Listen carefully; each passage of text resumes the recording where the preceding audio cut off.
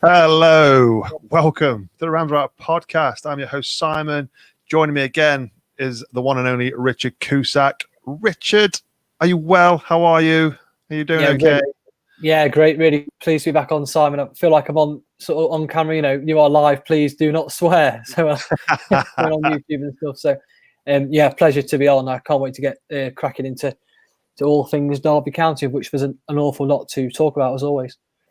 Yes, definitely. It's been a busy week. Shocking performance at Blackburn. Kaku mentioning no passion, no desire. Transfer talk, we still have some of that. And then obviously we'll talk about Kaku's press conference, and we'll also do a bit of a preview on Norwich. Last time obviously went to Carrow Road. It was 2018, was it? 2019, January. And we came back from 3-0 behind to win 4-3 in a game where the lights went out. I don't think there'll be any of that on Saturday. But we can only hope, especially after our performances recently. Richard, what's your take on it? You know, when your manager comes out post match and says we had no passion, we had no desire, and then says they're going to go home. Well, I didn't say they're going to go home, but my assumption was he basically didn't really talk to him after the game on Saturday, didn't have him in on Sunday, and just basically went, right, I'll see you Monday and we'll sit down and have a talk. How does that make you feel? The start of the season just hasn't been good enough, has it, for anybody? The mitigating factors are all there, like injuries. Tom Lawrence, Martin Waghorn, they've been out. Lots of goals in there. Obviously, Wayne Rooney has had an injury in pre-season. You're betting in players like Mike Tavarik, who isn't up to speed with the Championship yet.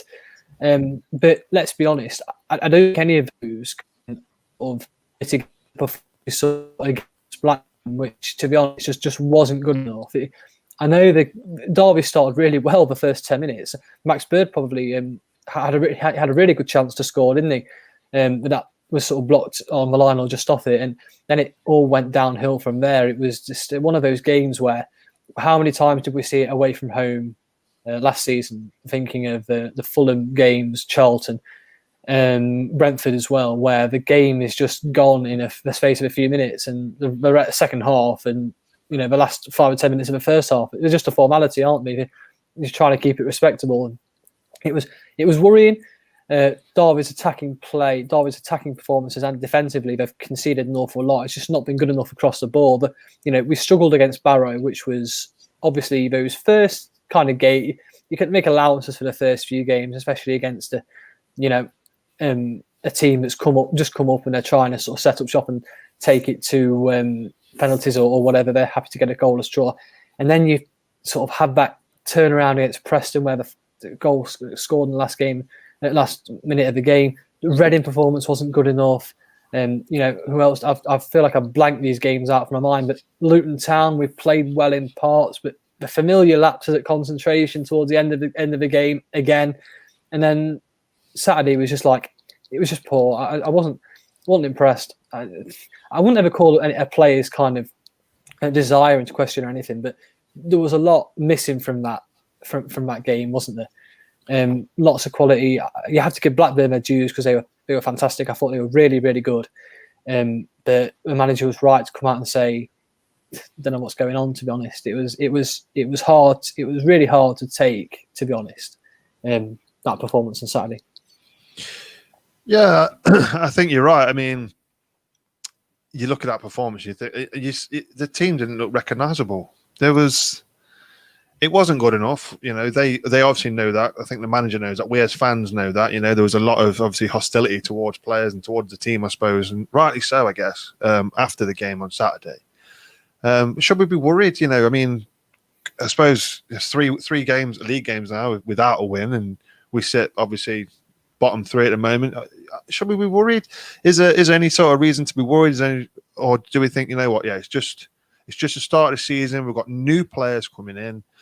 They've got to adjust to the system. They've got to adapt. And it's just one of them sort of formality things that, yeah, it will click eventually. The Championship's a long old season, isn't it? We saw last season how Derby pulled themselves out of a real rut. You're thinking around towards Christmas time, and how it all changed when Rooney came in. the championship, and stuff can change in a few games. In the space of 5 or 6 games, you can dramatically alter the fortunes of your season, perhaps, if you're sort of mid to lower reaches of the table and you're looking for a playoff push, or if you're mid-table and you're looking for an automatic promotion push. So I don't think it's time to panic yet. But one thing I think we said about the manager last season, when we started the season very poorly again, the Huddersfield win on the opening day notwithstanding, because such a long period of time went from that game to an away win in Swansea in February. I think what the manager needs, and not because he's on the verge of anything drastic happening. I don't think that's going to happen at all. I think it's completely off the cards. But what I would say is that the manager probably needs a positive result, even if it's just a draw. If a positive performance and a positive result on Saturday, just to settle everything down. That goes for the players, for the coaching staff, and for the fans as well, because I think you can't afford for that to build up anymore. I think with international break as well, you don't want another bad performance, another bad defeat to linger for the 2 weeks until we come back and play. Is it Watford on the Friday night? They're going to be another stern test. So October looks very tricky, doesn't it, on paper? But I think that the manager and the club just need something positive from Saturday, certainly. I know it sounds like a stating the obvious, but it's fact, isn't it? We can't get away from that. Yeah, no, I of course. I mean, I think team selection was criticised a bit, weren't it? I mean, Matt Clark especially being dropped. That was odd. I found that odd. Yeah, I didn't quite get that, because he said sort of that his match sharpness wasn't up to standard, or up to where it should be. But we're 3 games in. Surely you've got to. In fairness, though, Kaku did admit, he said he got it wrong, and that's fair enough, I guess. But yeah, I just don't get it. And I suppose as well, we've got, with like sort of team selection at the minute, we've got a bit of a dilemma, I suppose, I feel, because I guess a bit of the question is, are we playing too many youngsters? Is this an issue? Is there too many youngsters in the team? Obviously, Max Bird and Louis Sibley got their new contracts, and perhaps, yes, rightly so, they did. But for me, is it now getting to the point where actually we're asking far too much of these guys?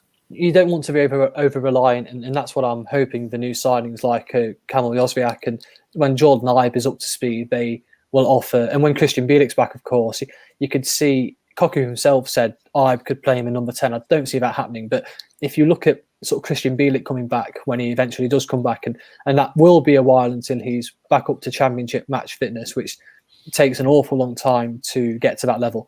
When he's back and when Ibe is fit, and when Jozwiak is fully integrated, although I know, to be fair, he has started the last 2 games, hasn't he?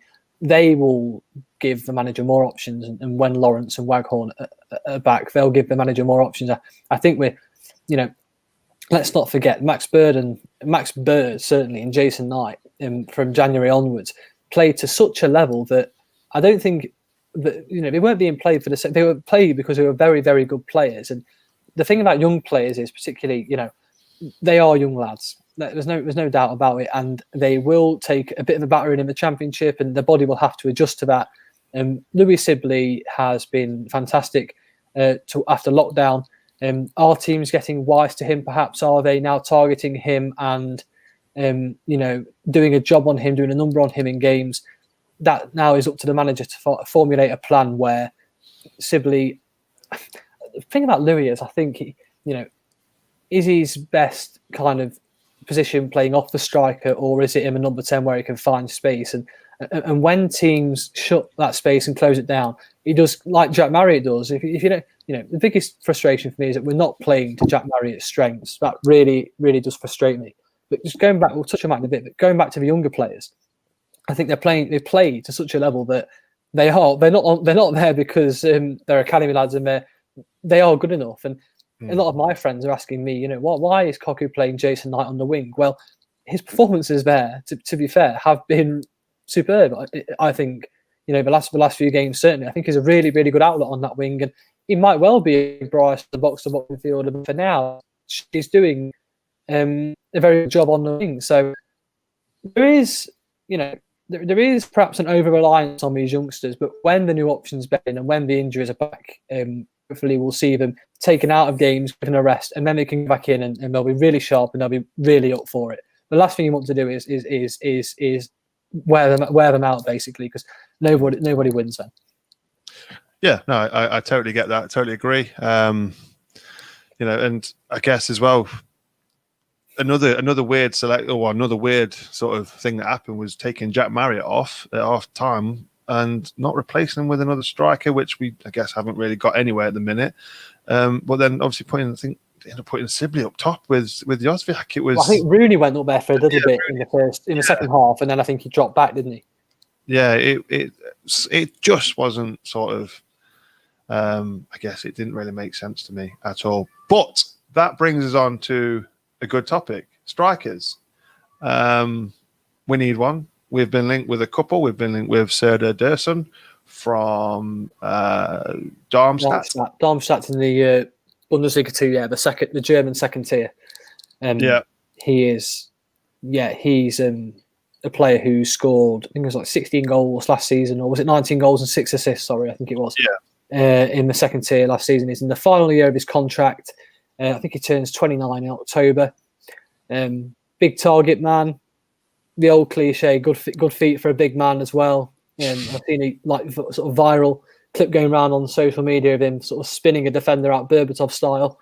So that obviously looks exciting, but I think it's clear to me the profile of striker we need, because Jack Marriott is not the striker for Kaku's system. I don't think it's obvious. He might be able to play in a 2, but then you lose your wing options unless you play sort of like wing backs in a 5 and 2 up top. But Jack Marriott, I feel sorry for him really, because under Philip Kaku, he's just not. We don't. It's hard when you're playing possession football and you're passing it around the middle looking for an opening. You need. Marriott loves to run the channels. He loves the ball over. He loves the ball through, and he just isn't getting it. So he's a top class finisher, great striker, but I don't see the opportunities, and that's a source of frustration certainly. Yeah, I agree. And then the other one is this: is it Kasper Juncker from Bodo Glimt? I don't. For me, that I think you had the same opinion. As that sounding more agent talk than anything sort of concrete. I'm always a bit wary when you see a few clubs linked, and he's had a barnstorming season last year. I think he started quite well again this season, so perhaps it's someone trying to tout a few big names, maybe. Wolfsburg linked as well, I think. It's Werder Bremen. Yeah, that's what I mean. You have to just take these with a pinch of salt. I don't think he's one Derby are looking at, and when players do hit a hatful of goals, it doesn't automatically mean they're going to replicate that form over here. One thing I would be wary of when we're shopping in sort of like the market abroad, I know that fans have been asking for us to look abroad for to recruit these kind of cheap foreign gems, and make no doubt about it, the value is in the foreign market. Certainly, I always hark back to the likes of Huddersfield, Norwich have done it. They've managed to recruit players who fit a certain system, and they've done it well, and they've done it for a lot less money than they would if they'd have brought Championship or English players or players who are based here domestically. Now, the problem you've got is, there's two kind of schools of thought, isn't there? We need Championship experience, but we don't want to pay too much. But we also want to go and look for the foreign gems abroad. And the problem you've got is, look at someone like Mike Tavarik. He knew he was coming to Derby in February. He's been at the club since June, training with the club, but he's found it difficult to get up to speed with the Championship and the sort of the level of the second tier of English football. And that's going to take time. He will eventually settle in, and I'm sure we'll see more consistent performances from him. But we really, given the start we've had, need players to hit the ground running. And there isn't an awful lot of time left, is there, Si, for players to bed in and settle down. That's my only kind of concern. Yeah, that is. I mean, I think, I know it's strange to say this, but I think the international break is actually not coming at a bad time for us, because we have got these, obviously, the new players and things like that. And if we do get this, if we do get Dursun, then he's got no pressure. If he came in this week, for instance, say he came in on Tuesday and then he's banged straight in the squad on Saturday, he's automatically got a load of pressure on because our fans will be expecting for him to perform and bag some goals. So I feel if we do get him, if it looks as if it is by reports. I think you guys reported it earlier on today that we've now gone in for a third bid. It sounds like we're just haggling on over the fee now. I think there's no question that the move looks like it's going to be on, but I think it's just agreeing a fee with Darmstadt for he's in the last year of his contract, so you can't imagine they'll want to go too much higher than around about the £1 million mark for a player who's untested at this level. Yeah, and I think if we do get him in, and we get him in on, for instance, Monday deadline day, he's got 2 weeks then to settle in, get to know the tactics, get to know Kaku's style of play, get to know his teammates. Then when we play against Watford, he can come in and he can, I guess, hit the ground running as you like to. I don't think enough is made of when you recruit players from abroad, and this might sound like not personal, but like, when you settle into a new way of life, a new culture, if I pack my bags and move to Germany tomorrow or to Poland, then I might, or Holland, I might think this is a bit of a strange kind of situation for me. So you've got to take that into account, haven't you? Of course, always when you're looking at players moving abroad and the time it takes for them to settle in. But as I say, the game is the same whether it's played in Germany, Holland, or Poland or England. So. No, I agree. I mean, you touched on it a minute ago. It's weird because for like the past few seasons, we've been going, we need to look abroad. We need to find them gems. Yet we're going abroad, and like I say, we brought Tavarik in, we brought Jozwiak in, we're potentially bringing a centre forward in. Yet we're seeing some fans, it's their right, it's their opinion, nothing wrong with that are saying, no, we need to get Championship players in. Now, I don't know about you, but I look at that and go, well, Paul Clement tried that, got a load of Championship experience and failed, but essentially didn't get us out of this league, and we end up with... Gary Rowett did the same when he brought Curtis Davies and Tom Huddleston in, and Cameron Jerome as well. We've almost exhausted every single avenue. We're kind of ticking them off, aren't we? We've done the big money signings, we've done the old Championship lads, we're doing the youth now and the foreign players. So look, wait and see. The proof's in the pudding. The one thing I would say is that the manager has earned my backing at 100%. After everything he's had to put up with over the last season and a half, and the dramatic turnaround last season, and some of the football at times is fantastic. And I expect the manager to find that formula again. There's really mitigating factor. I know it's like I'm almost sticking up, but they're facts ultimately, and you can't argue against that. No, I mean, obviously last season, a lot of it was accredited to, it brings me on to a great point, was accredited to Wayne Rooney. I wrote an article on the ramswriter.wordpress.co.uk today, which basically says Kaku's got a bit of a dilemma at the minute because Wayne Rooney, we all know, isn't performing at the moment. He hasn't really been performing since we came back from lockdown last season and again into this season. We know he's had a shortened pre-season due to injury. So now I think Kaku's got a bit of a dilemma because do you drop your captain? Do you drop England's and Man United's all-time top goal scorer? Or do you stick with him and let him get match fit? Because I think Sir Alex Ferguson in his, I think it was his autobiography, said about Rooney, mentioned and said, Rooney needs games to get match fit. So what do we do? Do we drop him and let him get fit off the pitch by coming off the bench and working on the training ground and fitness? Or do we stick with him and let him, let him get his match fitness by playing in the centre of the park, even though it's potentially causing us a weakness?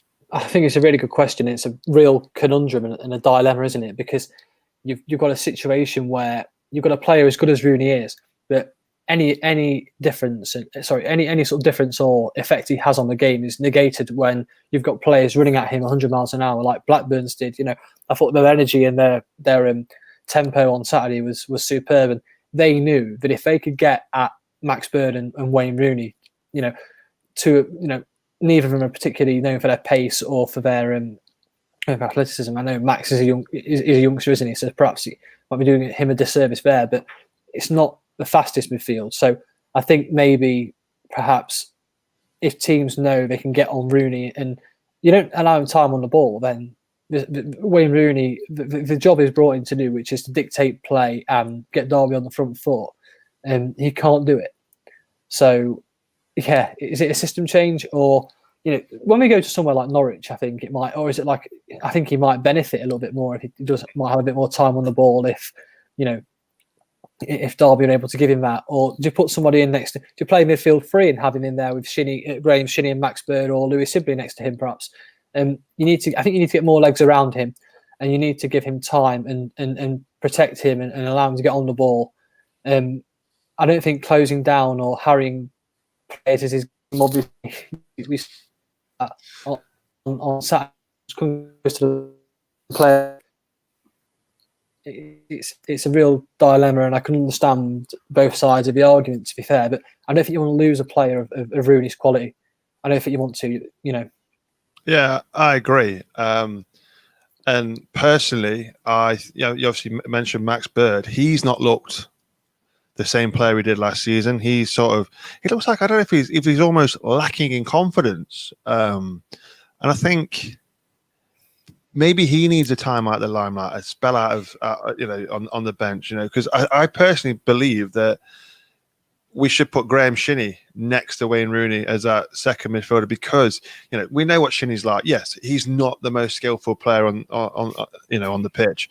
But he gives everything. He's got the energy. One hell of a grafter, isn't he? One hell of a grafter. Exactly. And I think he will balance it out. Let him run around, do all the tackling, do everything he needs to do. And then that frees Rooney up to dictate play, and get us going, get us going forward. Because yes, you can see he's unfit. Maybe he looks like he's put a little bit of weight on, but he can still ping a diagonal ball, change the angle of attack, and really get us shifting forward. And if he has that pressure of having to defend taken off him, then for me, yeah, let's just take Max Bird out, let him look from the sidelines, and he can see then again what we've seen Kaku take players out before. We've seen him take Jason Knight, reintroduce him.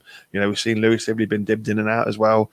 So yeah, why not Max Bird? That comes back to my earlier point though about the young lads and how we can't expect 8 out of 10 consistent performances every single week because they're just young lads. They haven't got the experience yet.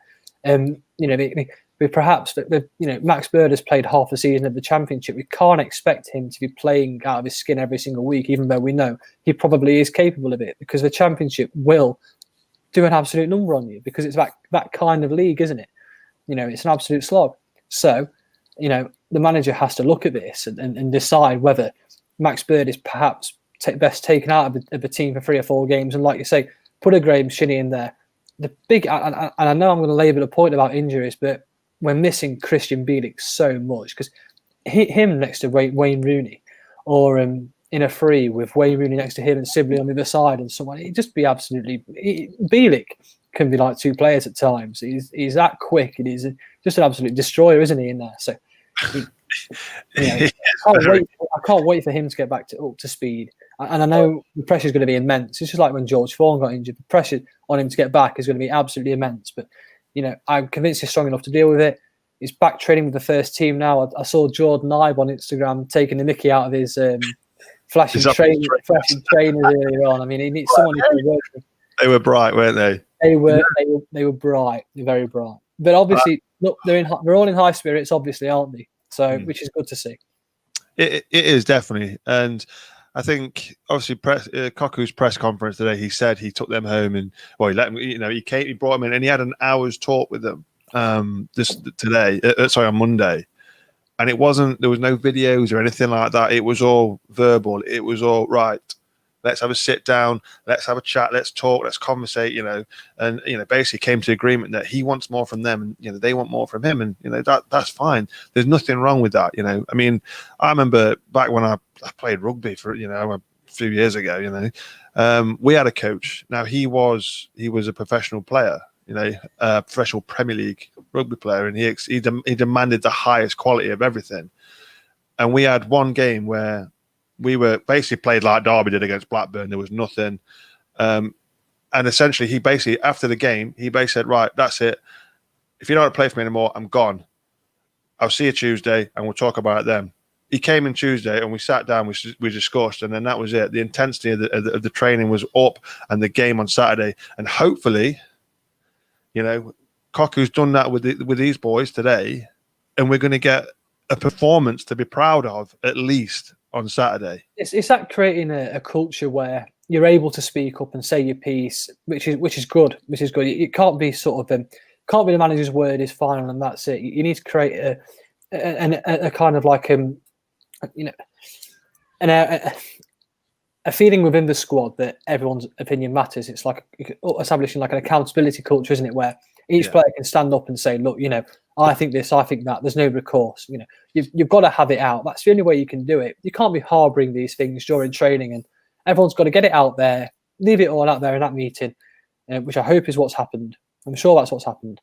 And then come back in Tuesday morning, ready to reset and go again. And to be honest, that can be as good as a week of excellent training, can't it?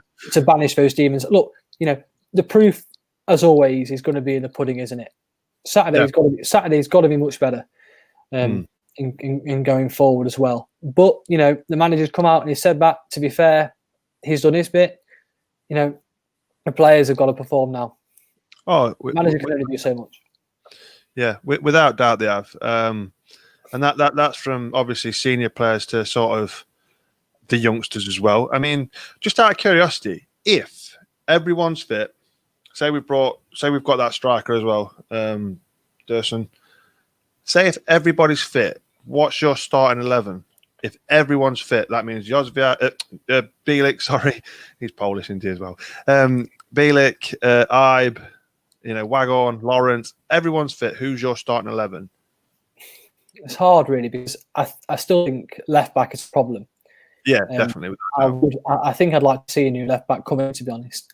I know Jordan Obert has been linked, hasn't he? Yes. Be a cracking signing, I think that. So basically, from what I've seen, and I think it's Marshall at the back, obviously in goal. Nathan Byrne at right back. I've attempted to stick with Andre Wisdom at right centre back. Matt Clark at left centre back, and then on the left, it's a toss up between Lee Buchanan and Craig Forsyth. Really, if I had to say one, I'd probably go with Forsyth because you've got that defensive solidity and the experience. I think Lee Buchanan perhaps is still. He got given the run around, didn't he? On him, still raw, isn't he? Yeah. He's got to get that championship now since him, and that will come in time. But I'd go with Craig Forsyth, and then I'd probably go Byrne and Rooney in midfield because it was our best midfield for 6 months of last season. So why would it be different now? I think, but I'd probably go Byrne and Rooney midfield, and I'd go Bielik. I'd go 4-3-3, and I'd go Byrne and Rooney midfield along with Bielik. And then I go with probably go this new striker up front, or Waggy, or an Ibe on one wing, and perhaps one Josvik on the other. But that leaves out Tom Lawrence and Louis Sibley, doesn't it? There's a lot of options. There's a lot of depth in that squad. To be honest, you put me on the spot there a little bit, and I feel quite harsh leaving Tom Lawrence and Louis Sibley out. But I think they're the sort of players who, they could easily force their way into that starting 11, and they're players who need to find a bit of consistency from somewhere. Lawrence is a consistent player, an inconsistent player, but when he's on song, he's very good. And Louis Sibley is obviously only played let's not forget, he's played literally a handful of championship games, hasn't he? Made his first start in March, didn't play again because of COVID until June, and then has obviously had that little layoff pre-season with everybody else, and now he's come back and is a known man now. Sibley is a known name. So that'll be my 11. So essentially, then just one academy lad in then, which is Max Bird, and obviously got Jason Knight as well. So look, that just underlines to me the injury. I probably come back. I'll probably come out with a different starting 11. I'll probably get pelted on social for that. You nailed it there. This is the reason why I asked that question, because you said you basically said that this is why injuries at the moment are showing where we're at. They are, and this is why I don't think I could have done this podcast on Sunday night perhaps, but I didn't because emotion speaks. when you're annoyed after a win. We've had a few days now to let it sink in and everything. But personally, yeah, we are where we're at the minute. I think, the squad, there's a good squad in there, but we need these players back. We need these players fit. We need these players ready. Because I think once we have got everyone fit, fighting, and ready, I personally believe that we could field a strong team without any youngsters in it. Which again, it goes against Mel Morris's plan. Let's get this out there. Kaku's not putting all these youngsters in because he wants to do it. He believes they can. Yes, they probably can. That they can do it. We've seen them perform at this level, but there's a difference performing at this level for 11, 12, 20 games a season, then 46 games a season. Big step up. And I just think that Kaku's doing as he's told by Mel Morris. Mel Morris wants 5 players starting that are from the academy, and I think yes, it would have been easier had we not sold Max Lowe, had we not sold Jaden Bogle. But now I think it's going to be awfully tough if we want to be competitive in this league. I think we need to sort of start looking and going, actually, and with the signings we've made as well, it looks like we could actually field a more experienced squad, experienced side, and put the academy players on the bench, let them come off the bench, make an impact, because at the moment this is no good for their development. And like I said, I know Mel Morris wants this. This is his sort of plan, his grand plan. This is why I brought Kaku in. But at the moment, it's not working. At the moment, now when we're in a predicament like this for me is where we need to rely on those senior heads of the squad, those more experienced players, and maybe let the young lads have a few games out. Don't cross them off altogether. Just don't let them start. I think that we need to sort of. The squad and the team will be all the better for a fresh Louis Sibley who is absolutely chomping at the bit to get back on that pitch and to do what he did against Blackburn and do what he did against Millwall. And also, when the shirt is yours, then. I'm not saying any of these lads have got comfortable or anything, but when the shirt is yours, then and you've got no real competition, wait till Martin Waghorn and Tom Lawrence come back and they say to Louis Sibley and even Camille Yosviak to say, you might be starting for the last few games, but we're here now and I want to start. Yeah, exactly. That instantly pushes the quality of training up and the quality of options to Kaku in the squad. And if this new lad turns up and is brilliant in training and puts in a good 20, 30 minutes in the next match or whenever he plays, then all of a sudden, that's my point. I labour it so bad, and I apologise, but the injuries and mitigating factors like that, and players being out of form and settling in, it just goes to show that wait till Jordan Ibe is fully up to full speed. Saw some really good videos on the club's social accounts of him training. I can't wait to see him back. He looks like he's settled already, doesn't he? He just looks settled. We had this look. I hate to say we told you so, but we told you so, didn't we? Let's put it out there. Let's say how it is. We called this, didn't we? Let's say how it is. We called it, mate. We called it. And seeing him on the change, it's little things that people do. The new generation, like my little sister who goes on like Instagram and Twitter and stuff, and that he's changed his Instagram picture to a Derby shirt. Put a couple of videos up on his profile. He's been putting on his Instagram story about Bielik's, like I say, Bielik's trainers and stuff, and taking the mickey out of him. And it just obviously, look, Jordan Ibe's issues with mental health and depression have been, sort of documented by him on his social channels. And to see, he's obviously back in a happy place, isn't he? Where he obviously associates Moor Farm, Derby, and Pride Park with happy memories and probably, apart from playing in the Premier League with Bournemouth, probably one of the high, and obviously scoring for Liverpool and playing against Everton in that game that he played in after he came back from Derby. He probably associates Derby with one of the better parts of his career so far, probably. So, definitely, he has to. It was because of his time at Derby that Brendan Rodgers went, I want him back. He's like, I didn't realise how good a player I had on my hands here. Still haven't forgiven him for that. Yeah, well, I know it did mess up our season a little bit, didn't it? Really, but he's back, and it's great to see. Like I say, we can take great credit because we did call this back in July. It's not often you get things right, but we got this one right, and it's good to see him back, and it's good to see him settled. It's good to see him. He's smiling. You know, you look at the video clips in training, and he's smiling. I mean, there was comments from when he did his press conference. He did seem a bit sort of down, I guess. Still, he didn't. You know, but he did. You know, he said you're going to get the same player you got last time, but a better version. I like that. I thought it was really encouraging. I thought that was a big statement for him to make, actually, to be honest. I thought that was interesting. I picked up on that as well. Yeah, and I think when he first started talking about it and started saying, you know, his body language, he did look a bit sort of slumped and not happy, and you know, I think a few people on social media picked up on it. However, you know, spring forward a week, 2 weeks, or whatever, and you know, you're looking at him training, and you know, there's videos of him training. He's got a big smile on his face. He's skinning Dwayne Holmes. You know, it's great to see, and I'm hoping now he's sort of rejuvenated and he sort of goes, oh, this is my happy place. I'm so glad I'm back, and I want to get this team back, you know, back into the Premier League, you know, because it's been, you know, there's no God-given right to be in the Premier League, none whatsoever, you know, but we all want to be there, and I think it hurts more because of how close we've been to getting there for the past 7 years now.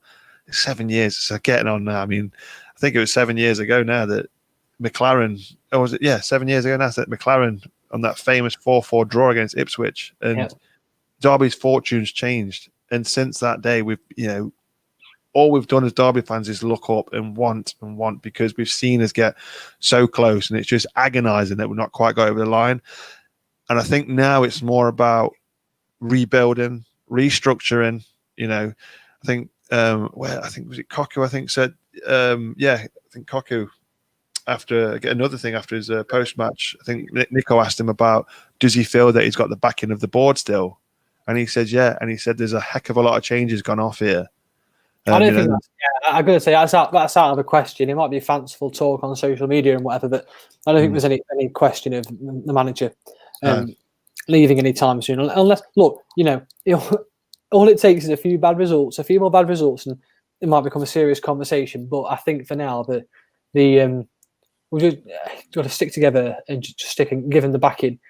I think you know, it's a hell of a project. This it's massive.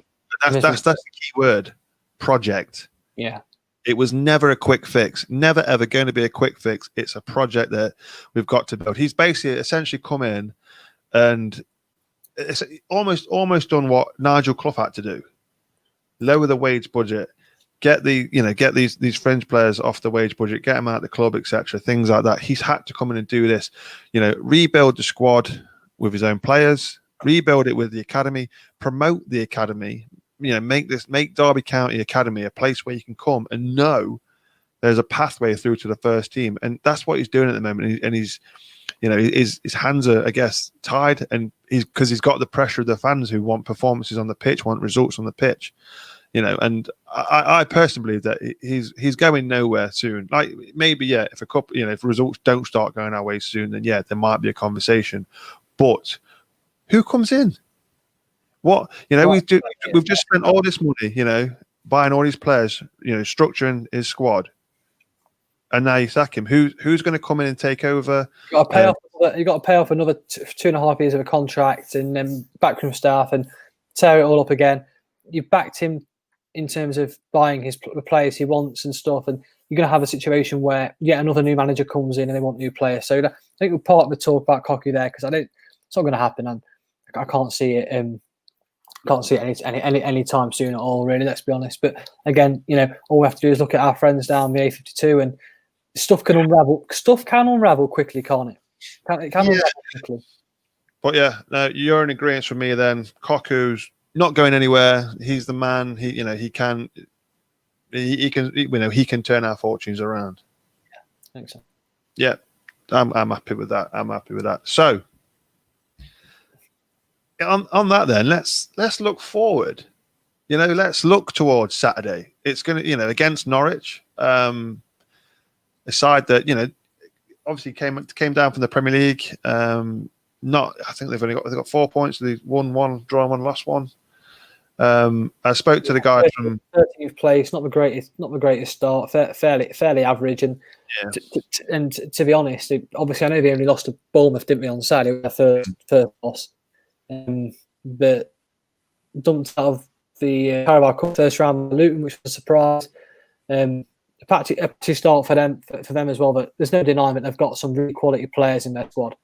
Who they've come down with, so it's going to be a tough test, and but we were saying earlier, weren't we, that the style of play of Norwich might benefit Derby to go as the away side and sort of nick something there.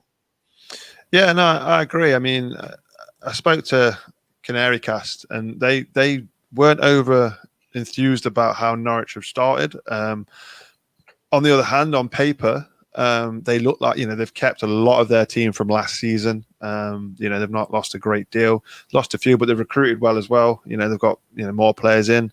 I think they started their sort of journey, if you like, back to the Championship, but probably about January last season when they thought, we're not going to make it.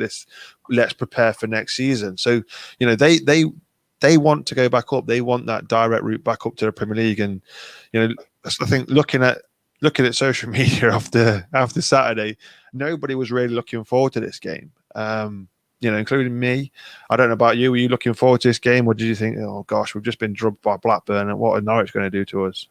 Well, they're obviously a team that have got a lot of attacking quality. They've got some quality players across the board, and by the way, they are sort of the model that Derby should be aspiring to, in a sense that just sold Jamal Lewis £15 million to Newcastle. Ben Godfrey's been linked with a move to Everton today. Yeah.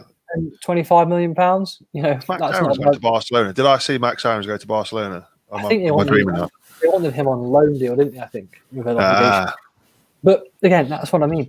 That is the kind of model Derby should be aspiring to, because that £40 million for the pair, and perhaps if they sell Emi Buendia as well, who I think is wanting to buy Aston Villa, let them a little bit more. Buy low, potential, sell high. Or bring more of your academy players. So, but back to the game on Saturday, I think that it might suit Derby to have the pressure off them, and the pressure will be on Norwich to set the tempo and to try and dictate play and attack, and it might benefit Derby just to go as the away side and have the pressure, not pressure off them, if you know what I mean, but not be expected to be on the ball all the time, and because too much possession for possession's sake is pointless. Oh yeah, without doubt. So I think we might be in for a little bit of a surprise on Saturday, but that's the optimist in me sort of speaking. But the pessimist thinks that Norwich have walked the Championship 2 or 3 times now, and they might well be on their way to doing it again. And look, we got the international break, but it doesn't get much easier, does it? With Watford, Forest, Cardiff, and Bournemouth and Huddersfield before the month is out. So it could be an interesting month, October. It's not pretty, is it? I mean, I think one thing you're spot on there. I mean, about let's let Norwich have the ball and let's look to counter attack, because I think when we played Blackburn, even at 3-0 down, we were defending so deep still, and there was a big gaps between the back line and the midfield and the forward. Whereas last season, I suppose, when we were in form, we were defending the halfway line. So there was no pressure, and I think part of that may be to do with the fact that I think against Reading and against Barrow, the centre backs got caught out for pace with a long ball over the top. So maybe he's asked them to sit deep, and I just think if they're going to sit deep, then everyone else needs to sort of tuck in behind, and then they need to break at the same time. That's how we're going to go, get Norwich. I mean, I don't know. I'd really, it's one of them, because it's one of them where sometimes you get a pounding and you sit and moan and mope about it, and then it goes on again, or you go, you're right, we've had a pounding, and it wakes you up. Something clicks inside your head, and you go, that's not happening again, and you go out and you absolutely dominate a team, and you go batter them. Do you know what I mean? So it's anybody's game, really, isn't it? So it will be a tough game. No doubt it would be a tough game. But I think, last night I said I thought we'd maybe lose. I think the pessimist in me came out. I thought we'd probably lose about 2-0. But you just never know. It'd be interesting. I've asked you to pick an 11 if everyone's fit. What about your 11 tomorrow? Who would you go with tomorrow? Again, I think the back four stays the same, apart from my predicted 11 earlier on. So you have Clark and Forsyth in there for Tavares and Buchanan, respectively. Marshall in goal, Byrne and Wisdom playing in defence. I'd probably stick with Byrne and Rooney again. Yeah. Although having said that, to be fair, part of me thinks that we might need a Shinnie in there just to snap at a few heels. Yeah. In the midfield, or even just a George Evans to calm things down a little bit. But I tend to find it's a bit too similar to Rooney in the sense it likes to get on the ball and play the passes. So I think I'd probably play Shinnie next to Rooney, and probably have again just put Jack Marriott up front, or just sort of it's just a really really tricky one because I think he might be up for this being his ex-Ipswich, isn't he? So I think he might well be up for this one. So I probably would start him, and I'd probably start Jozwiak on one wing and then Knight on the other, because I think it's going to be a sort of game where you need a lot of energy and a lot of pace. And one thing I will say about Knight, and I said this earlier, didn't I, that he really does offer a really good sort of work rate on the wing. It might not be his natural position, but he obviously gets up and down there, doesn't he? Yeah. Him and Nathan Byrne at Luton together were dovetailed really well. And in that kind of centre mid or 10, I might probably be tempted to put Louis Sibley in there maybe again. So yeah, there's not a lot of options with everybody injured. Yeah. Team kind of just picks itself in many ways, doesn't it? I think it does, and I think that's where we're at. I mean, you wouldn't change formation. We've tried 3 at the back. They're not going to try that or anything, because I think we've spoken about that before, because he's looked at going for this 5 or 3 at the back before, hasn't he? But now you'd stick to the 4-2-3-1 sort of formation. I think so. I think also you've got Dwayne Holmes back, haven't you now, who came off a bench against Blackburn. So perhaps Holmes might be an option in midfield if you wanted to switch to a 3. You could have Shinnie in the defensive midfield position and Rooney and Holmes either side, and then have maybe put Morgan Whittaker on one wing and Morgan Whittaker at striker, Jozwiak and Knight on the other wings might be an option perhaps if you wanted a player up there who could, because let's be honest, if Derby are going to be under a lot of pressure on Saturday, you need an out ball, and that's why these big strikers, and I'm not going to say his name, well, all right, fine, I'm going to do Chris Martin. He's a sort of player. You're bringing me to tears, man. He's a sort of player who I need to set up a swear jar every time I say Chris Martin. That's a plan, mate. He's sort of player, yeah. When the ball gets cleared, you need it to stick, and you need to give your defence some respite. Ball goes up, and the striker's nowhere to be seen and can't bring it down and try and get a counter attack going, or just put a foot on the ball and try and take the ball away and allow the defence to regroup.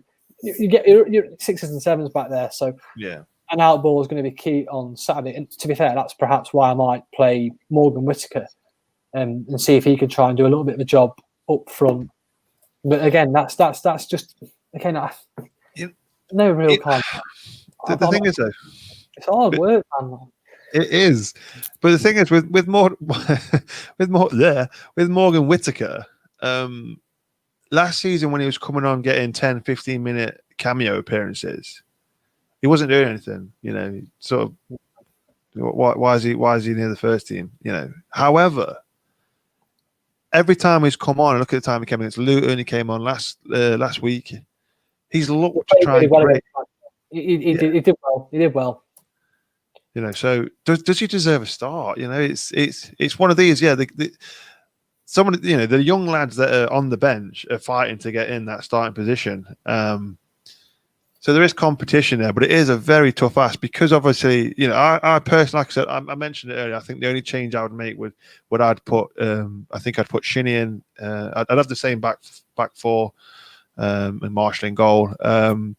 Midfield, I'd have Shinnie and Rooney, and then on the wings, Jozwiak on the left, Knight on the right, Marriott up top, and then Dwayne Holmes as the 10. I think.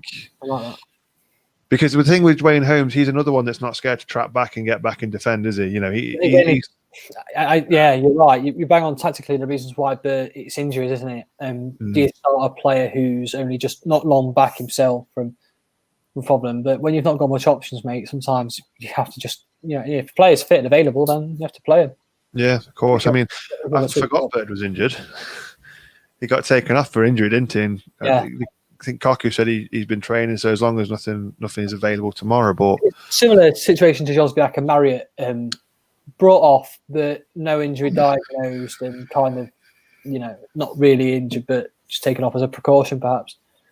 Yeah, I think that's probably the reason why it was obviously just a precaution, just to make sure he wasn't going to get any more damage. But yeah, it's going to be very interesting tomorrow. With what team selection he picks. To be honest, I don't think he can really lose with what team selection he picks. Because of how badly we played last week, you're going to expect changes. I'm almost certain he will make changes to the side that started last week, because that wasn't good enough. And so in my head, I'm going, right, if I play this whole team again, there's potential they can think that was acceptable. They'll get a telling off, and then they'll just go do it again. So I think changes will be made. The thing that's frustrating is that there's no quality in that team.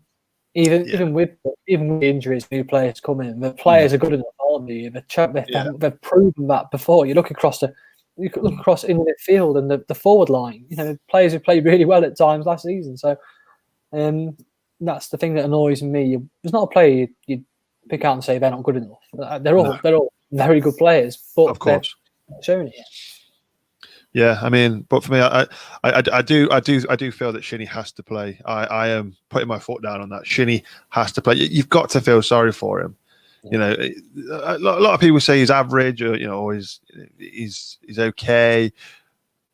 I'm not bothered about that, because Bryson was only okay when he came in, but Bryson worked hard, and then he had that one season where he got his 16 goals, and you just got to have that energy sometimes. I think, one thing that Philip Kaku said in his press conference, he doesn't normally call players out, but he said he doesn't have to say to Jason Knight or to Graham Shinnie anything, because he knows as soon as they put on that shirt, as soon as they step on that pitch, that they're going to give him 110%. I saw the same kind of leveled at George Evans when he signed into a contract. Always, not good, blah blah blah. Teams need squad players, and I don't. Evans might not appreciate that he's saying that, but teams need players who are willing to do a job when called upon and play multiple positions. Look at Man United. Look at Man United under Ferguson. They had players like Darren Fletcher, didn't they? And Ji-sung Park, players who were famed for not being top class, but just being, the team would collapse without those players in there, because they were so integral behind the scenes and in training, and also the ability to step up and fill a position where someone had been injured or whatever. They were known as those sort of players who were able to do a job when called upon, and it's those players that are so integral to a squad, not a starting 11, but a squad as a whole. Yeah, exactly. And every team needs them. Derby have got him, like I said, Man United, and every team needs him. Every team's got him. So yeah, score prediction then, mate. Come on, I know it's tough. You are allowed to say we're not. We are. You don't have to sit on the bench. You don't have to sit on the fence. Sorry, you can say. I don't know. You might as well. You never know. You might get a game. Get me a game. And I think it's be 1-0 on the counter in the 85th minute. I think whether an awful lot of pressure, and we'll sneak it later on. Who's banging the goal then? Who's banging that single solitary goal that's getting us the 85th minute winner? Good question. I'm going to say Kamil Jozwiak. Oh, Jozwiak's going to break his duck. To be honest, he had a couple of good chances against Blackburn. He probably should have done better with him, but yeah. So we're going Jozwiak 1-0. That's a good point. Remember, guys, if any of you that are listening now or watching now or listening on the podcast now, remember the Rams Right Prediction League. Remember, get me your scores. Email them to me at theramsright@hotmail.com. And we'll put them in the table. There's been some of you have been going very pessimistic and have been winning essentially. But yeah, so it's not always a bad thing to be pessimistic. But no, I'm going to go. I said I lost 2-0, but we've had a chat now. We've had a discussion.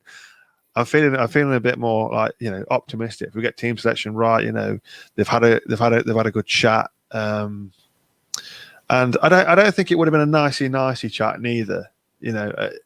Kaku's not going to come in his press conference and go, "Yeah, better talk. I absolutely slaughtered him. You know, we had a bit of a roasting." He's not going to do that. I don't think it was a nice chat to begin with. But I'm feeling optimistic. I'm constructive chat. It has to be constructive, though, doesn't it? And that's kind of where my optimism comes from for this side, like yours. If they've left it all, they've banished the demons of Blackburn, then it's a clean slate. Yeah, definitely, without doubt. So I'm going to go. I'm going to go 2-1 to Derby. Amazingly, I've changed my mind now. We've had the press conference. Everything's changed. Optimism's back. It's Thursday night. Optimism is back. So I'm going 2-1 Derby. I'm going to go. Who am I going to go for scorers? I'm going to go. Jozwiak's going to get off the mark. I'm going to say Jozwiak, and I'm going to say Dwayne Holmes. He might not even start, but I'm not bothered. But I'm going to go Dwayne Holmes. I like the sound of that. That's my prediction. That's my score. So anyway, that about wraps up the show. Richard, thank you for coming on and giving us your brilliant insight. Having a great chat with you as always. I love having you on the show.